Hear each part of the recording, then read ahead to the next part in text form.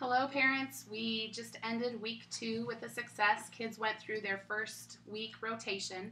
Next week, they will start with their second rotation. So those kids that didn't have Mrs. Sanchez or Mrs. Salazar and I will have us next week, and vice versa. If they didn't have Miss Sanchez or Mrs. Gustafson, they will go to them next week for that whole week. So that schedule's been working out really well for us. The forms, we do have a request that there are some forms that you need to check in Skyward. If you'll go into Skyward and just see if all of the forms have been submitted for all the different sections, that would be very helpful.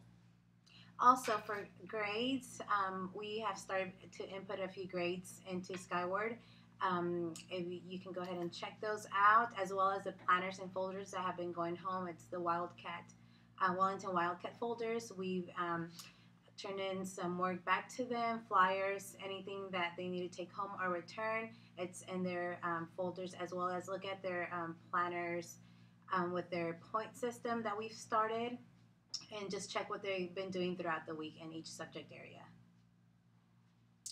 All right, and we are attaching a Destination Imagination flyer for those of you that are familiar with DI, or it's a outside club that kids can join, and it has various music, arts types of things if that's something that they might be interested in.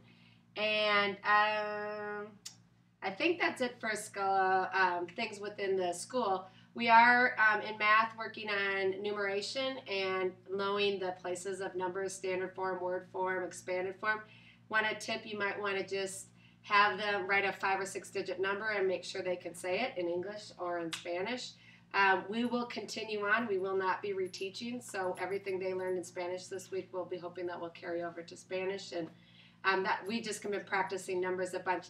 Addition flashcards would be great and very helpful as well. Do you have anything to add to our Spanish math? And as she said, we have been practicing numeration in all forms. One advice that I will give you is that ask your kids how they can write a number in all different forms. They did it in Spanish, and they did a great job. And that's one thing they can practice at home. And in science, we had fun with the Skittles and the experiment. Yeah, and that's a good they can also talk to you about the vocabulary they learned in Spanish. That's it. We're good. All right. Well, thanks, and have a great weekend.